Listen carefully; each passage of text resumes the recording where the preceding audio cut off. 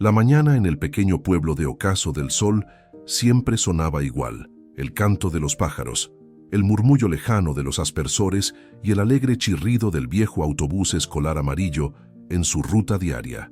Pero esa mañana la sinfonía se rompió. Fue reemplazada por un sonido que no pertenecía, un trueno que no venía del cielo, sino del asfalto. Primero fue un rumor, luego un temblor y finalmente un rugido ensordecedor. 30 motocicletas, bestias de cromo y acero negro, invadieron la calle principal. No iban a toda velocidad. Se movían con una lentitud deliberada y amenazante, como tiburones patrullando, y en el centro de su formación, como un prisionero de alto valor o una joya invaluable, estaba el autobús escolar. La gente se detuvo en seco. Los coches se orillaron instintivamente. Las cortinas de las ventanas se abrieron con manos temblorosas. El miedo era una corriente eléctrica que recorría el pueblo. ¿Era una toma de rehenes? ¿Una extraña protesta? Nadie entendía lo que estaba viendo. Al frente de la manada de acero cabalgaba un hombre conocido como Caín, presidente de los jinetes del purgatorio. Su rostro era un mapa de carreteras recorridas y batallas libradas. No sonreía. Sus ojos fijos en el camino no revelaban nada. Para el pueblo, él era la personificación de todo lo que temían. Un forajido sin ley, un heraldo del caos. Pero en el interior de Caín, la tormenta era de una naturaleza diferente. No era ira ni agresión, era el peso de una solemne obligación. Dentro del autobús, el caos era de otro tipo. Los niños, que normalmente gritaban y reían, estaban pegados a las ventanas, sus rostros una mezcla de terror y fascinación. Todos, excepto uno, un niño pequeño llamado Mateo, sentado solo en la primera fila. No miraba a los moteros, con miedo. Los miraba con una especie de asombro silencioso, como si estuviera presenciando un milagro privado. Una niña mayor se atrevió a preguntarle en un susurro: ¿por qué están aquí?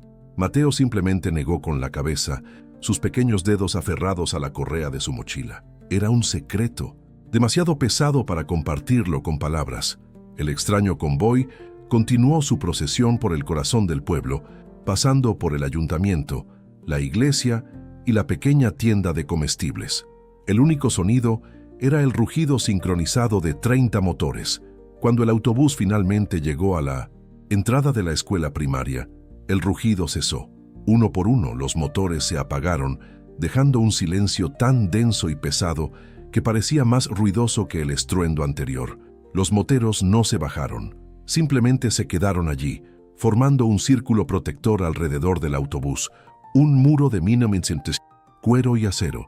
Las puertas de la escuela se abrieron y los profesores salieron, sus rostros pálidos de confusión y aprensión. El director tragó saliva, tratando de encontrar el valor para enfrentarse a lo que fuera que estaba sucediendo. En ese tenso silencio, la puerta del autobús se abrió con un silbido, y el mundo contuvo la respiración, esperando entender el motivo de aquella increíble invasión. Una semana antes, el olor a aceite y a metal caliente llenaba el garaje que servía como sede de los jinetes del purgatorio. Caín estaba ajustando la cadena de su moto cuando una pequeña sombra apareció en la entrada. Era Mateo. El niño se quedó allí, vacilante, una figura diminuta en la boca del lobo. Caín levantó la vista. Sus ojos se endurecieron por puro instinto. ¿Qué quieres, niño? Este no es lugar para ti. Pero Mateo no retrocedió. Dio un paso adelante, hacia la luz. Mi hermano, Ángel, él hablaba de ustedes, dijo el niño, su voz apenas un susurro. El nombre de Ángel cayó en el garaje como una llave inglesa sobre el hormigón.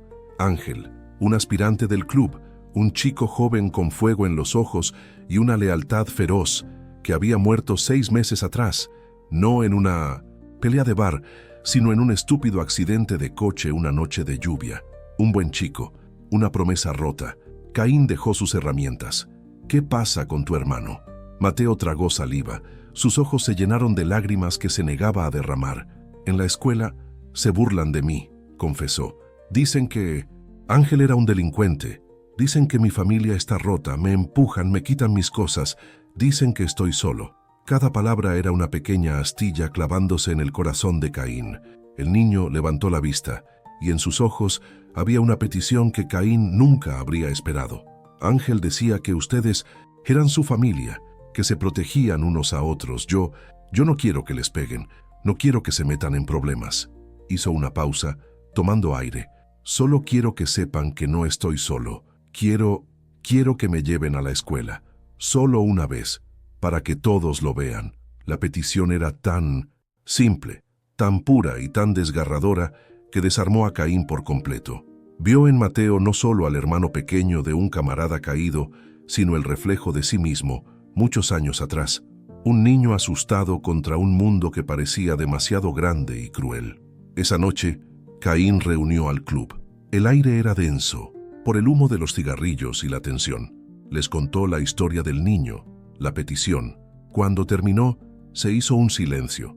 Algunos de los miembros más jóvenes se movieron incómodos. No eran niñeras, eran jinetes del purgatorio. Pero entonces, un veterano, un hombre llamado Roca, se levantó. La lealtad no muere con la tumba, dijo, su voz grave resonando en la sala. Le debemos eso a Ángel, le debemos eso al chico. Uno por uno, los demás asintieron.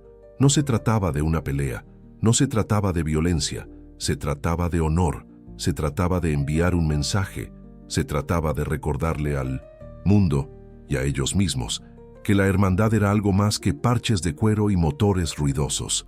Era un juramento, y los juramentos a los caídos eran sagrados. La decisión fue unánime. Cabalgarían por Mateo, cabalgarían por Ángel. De vuelta en el presente, en el silencio tenso frente a la escuela, Caín finalmente se bajó de su moto. Sus botas hicieron un sonido sordo y pesado al tocar el asfalto. Caminó hacia la puerta del autobús, ignorando las miradas de los profesores y los susurros de los niños que observaban desde las ventanas del colegio. Subió los 2 escalones del autobús y se detuvo, junto a Mateo. No dijo nada, simplemente extendió su mano. Mateo, con una confianza que parecía imposible, puso su pequeña mano en la del motero. Juntos bajaron del autobús. En el patio, un grupo de niños mayores, los matones, observaban con la boca abierta, su arrogancia habitual reemplazada por una incredulidad paralizante. Lo que esperaban ver era una confrontación, gritos, violencia. Lo que vieron fue mucho más poderoso. Caín no miró a los matones. No les dirigió ni una palabra. Su mensaje no era para ellos, era para Mateo. Con su mano todavía en el hombro del niño, comenzó a caminar lentamente hacia la entrada de la escuela. El resto de los jinetes permanecieron junto a sus motos, un ejército silencioso y vigilante. Cada paso de Caín y Mateo era un trueno silencioso. Era una declaración. No decían, no te metas con este niño o te haremos daño. Decían, este niño no está solo, pertenece a algo, es uno de los nuestros. El poder no residía en la amenaza de la violencia, sino en la abrumadora demostración de lealtad. Era un lenguaje que todo el mundo, desde el director hasta el matón más arrogante, podía entender perfectamente. Cuando llegaron a la puerta de la escuela, Caín se arrodilló, poniéndose a la altura de Mateo. El mundo a su alrededor pareció desaparecer. Sacó de su bolsillo un pequeño engranaje de metal, pulido por el tiempo hasta brillar como la plata. Se lo puso en la mano al niño. Tu hermano era fuerte, dijo Caín. Su voz era un susurro que solo Mateo podía oír. Llevaba el fuego dentro. Tú también lo llevas. No dejes que nadie lo apague. Mateo cerró la mano sobre el engranaje, sintiendo su peso, su solidez. Asintió, sus ojos llenos de una gratitud que las palabras no podían expresar. Caín le dio una última palmada en el hombro, se levantó y se fue sin mirar atrás. Caminó de vuelta a su moto, se puso el casco y con una señal los 30 motores cobraron vida al unísono, y tan rápido como habían aparecido, desaparecieron en un rugido de truenos, dejando tras de sí un pueblo en silencio y una leyenda recién nacida. El acoso se detuvo. Mateo nunca más tuvo que caminar solo, y en la carretera abierta, Caín sintió que el peso de la deuda con Ángel finalmente se aligeraba, reemplazado por la comprensión de que, a veces, el rugido más fuerte proviene del acto de protección más silencioso.